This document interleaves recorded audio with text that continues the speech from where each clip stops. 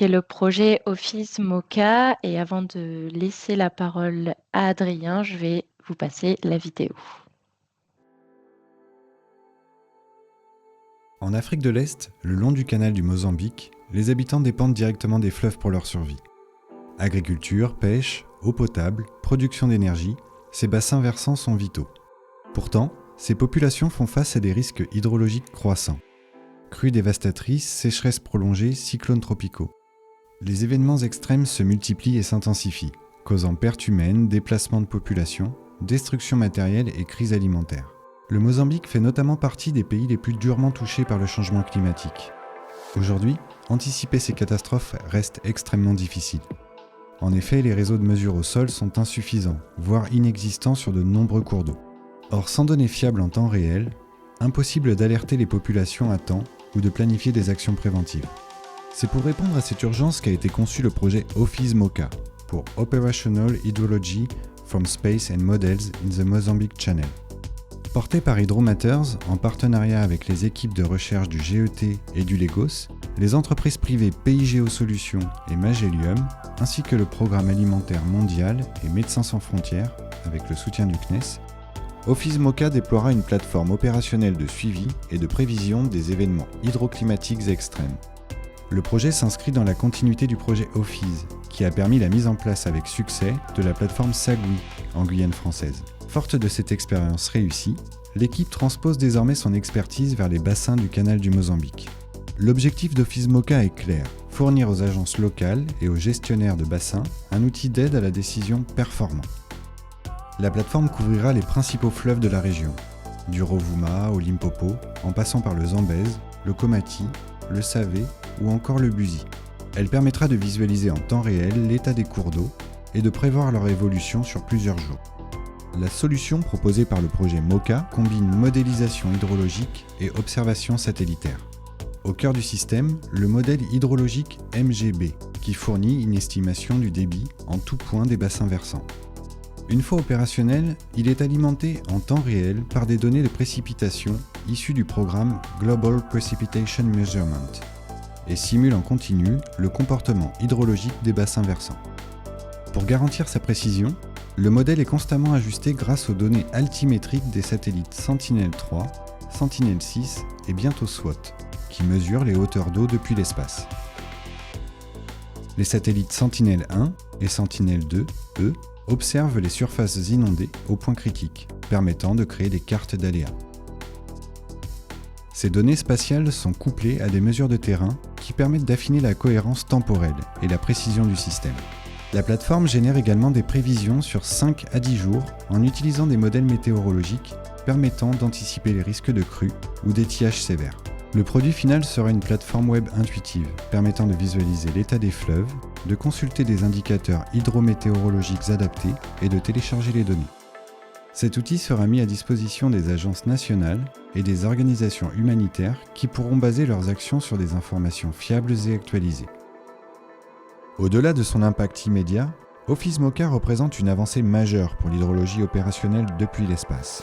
En démontrant l'évolutivité des méthodes utilisées, le projet ouvre la voie à des déploiements futurs sur d'autres régions confrontées à des défis similaires.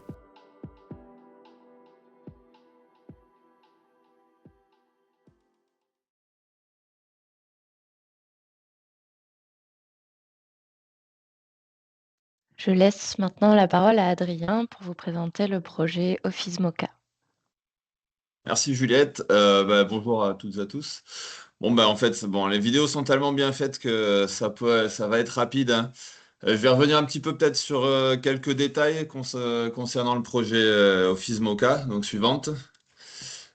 Alors, l'idée du projet, c'est vraiment de s'appuyer sur un modèle hydrologique et hydrodynamique, hein, qui permet de simuler les débits et les hauteurs d'eau en différents points des bassins versants et de nourrir ce modèle par des données spatiales. Parce qu'aujourd'hui, dans les zones du canal du Mozambique notamment, mais aussi dans beaucoup de rivières et dans beaucoup de bassins versants de par le monde, la donnée in situ, elle se fait rare. Donc vraiment ici, la donnée satellitaire, elle a un rôle à la fois de forçage du modèle et d'amélioration parce que le modèle tourne en temps réel avec des données notamment de précipitation qui sont dégradées. Et donc les données spatiales, notamment les hauteurs d'eau, permettent de corriger l'état du modèle.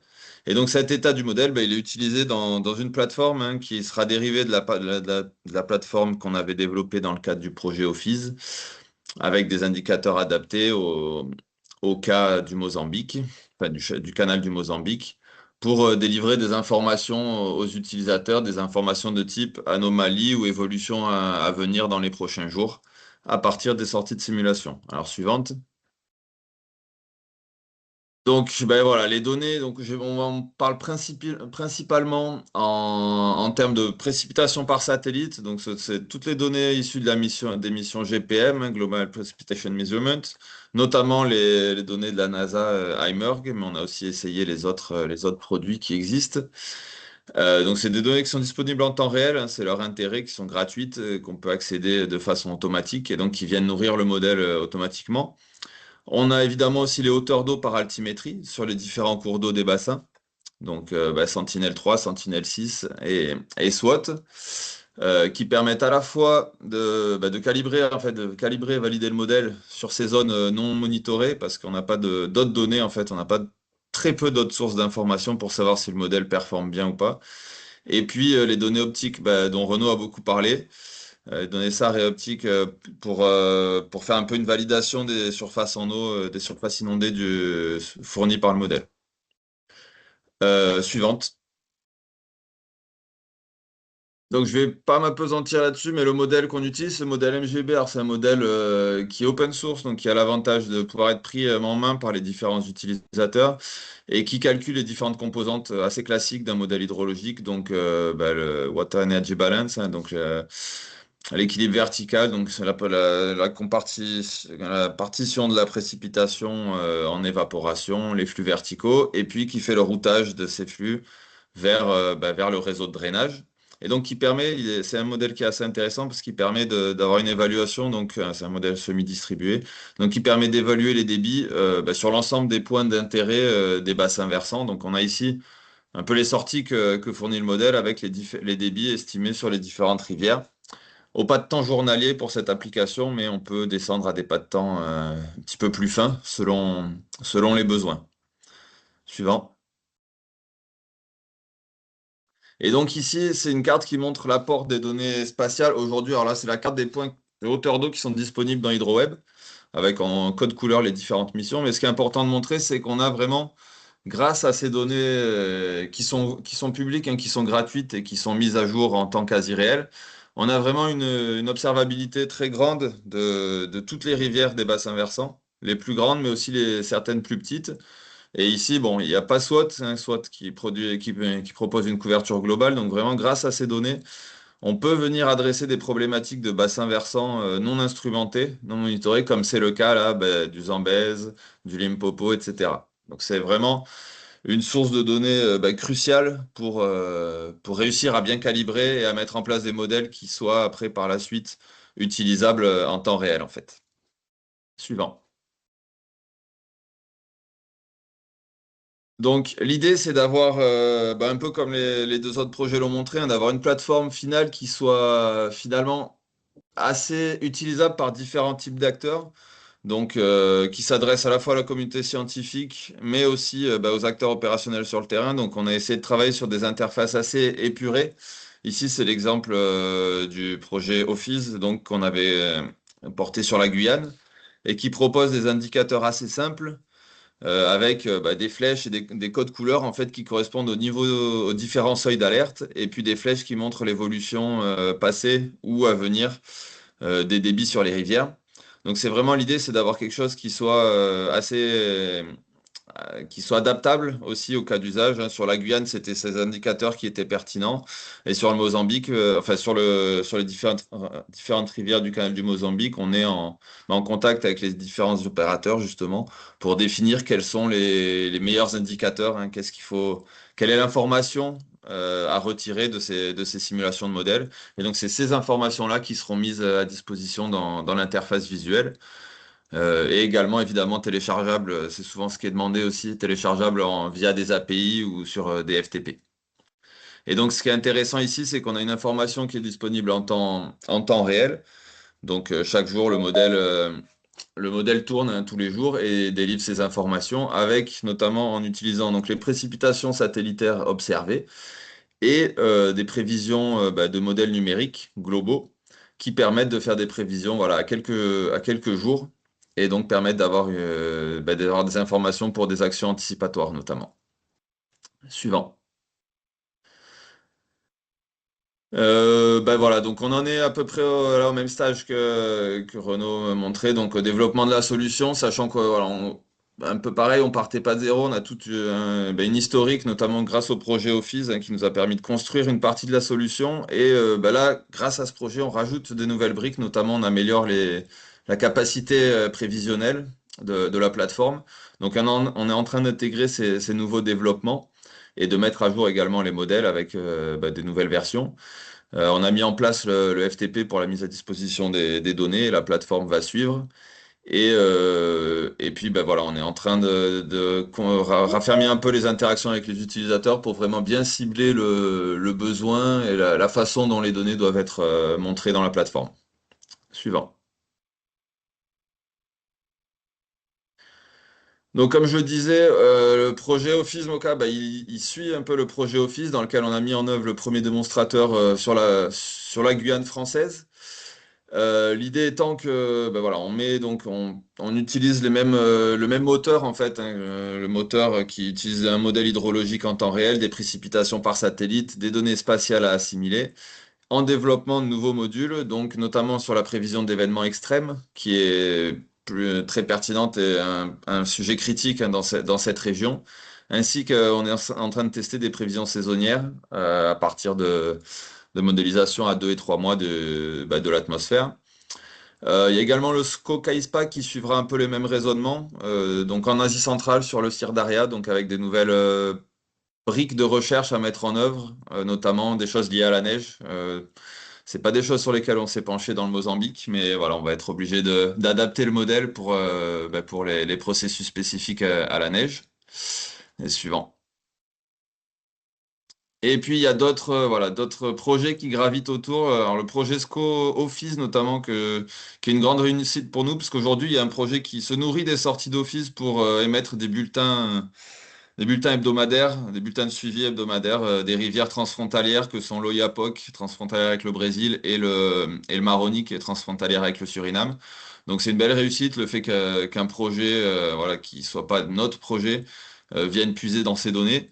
Et puis il y a notamment un projet SCO Premium qui est porté par le JET sur plus là une expertise sur les produits de précipitation et leur utilisabilité dans de l'hydrologie opérationnelle. Donc là, c'est vraiment des échanges assez réguliers qu'on a avec les porteurs de ce projet pour voir justement quels sont les produits de précipitation les plus pertinents à utiliser aux différentes échelles auxquelles on peut s'intéresser. Et je crois que c'est tout. Si je ne... Voilà, merci beaucoup. Merci beaucoup, Adrien. On va maintenant passer à la partie questions. Donc, comme pour les projets précédents, n'hésitez pas soit à déverrouiller le micro, soit à écrire vos questions sur le chat. Alors déjà, je savais pas, j'ai appris qu'effectivement, là, de ce que tu viens de dire, que les sorties de Sagui, enfin d'Opfis, n'ont pas été utilisées. Alors, je ne savais pas, donc écoute, c'est fantastique, hein, sache qu'on peut aussi, nous, le valoriser. Et je voulais savoir également, justement, au niveau des interfaces, c'est-à-dire que bon, là, il y a 3 projets. Alors, j'ai bien compris que ce n'était pas tout à fait les mêmes rendus, puisque ça dépend de la région, ça dépend des gens qui regardent, et puis on fait avec les utilisateurs que l'on a rencontrés au premier ordre. Mais voilà, il y a le Kazakhstan, il y a le Mozambique, il y a la Guyane.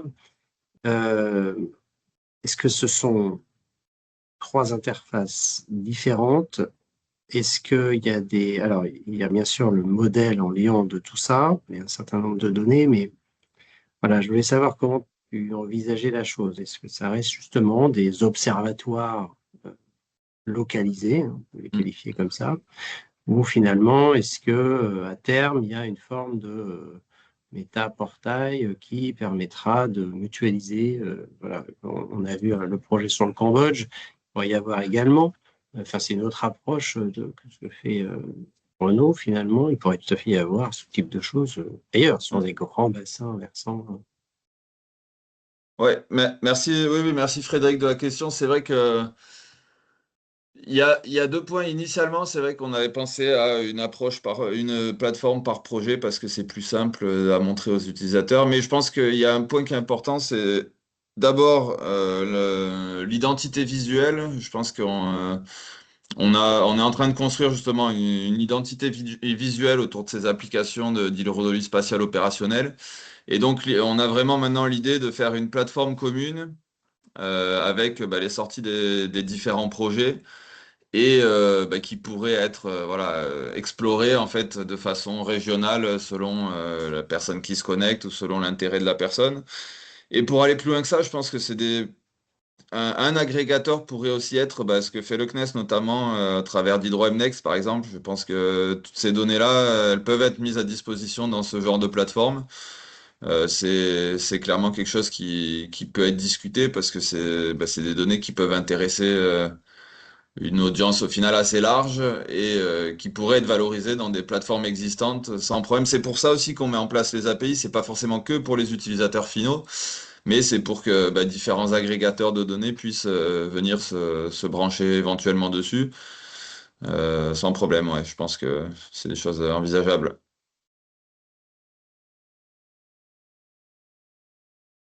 Il y a une autre question sur le chat.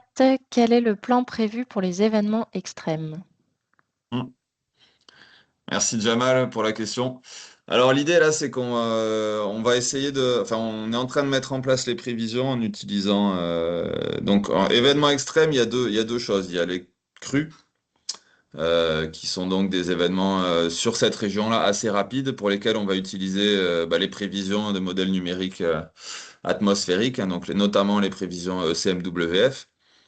Et donc pour lesquels on va regarder avec quelques jours d'avance les risques qui sont associés à ces événements. Donc au plus intense en fait, parce que c'est surtout à ça qu'on s'intéresse. Concernant les cyclones qui arrivent aussi assez fréquemment dans cette zone, on va surtout s'intéresser du coup vraiment au volume de pluie hein, qui est associé, pas au risque, pas au reste des événements. Et puis il y a l'autre volet extrême qui est les étiages. En fait, là-bas, c'est vrai, souvent c'est le manque d'eau qui pose problème. Ou là-dessus, on utilise les données 6.5 donc de, de CMWF également, donc des quantiles en fait de précipitations à 2 et 3 mois qui vont nous permettre en fait de venir nourrir le modèle et de faire des probabilités. Là, pour le coup, on va pas faire du quantitatif, mais plus du probabiliste, en essayant de mettre en avant les probabilités d'étiage sévère à ces horizons de 2 et 3 mois.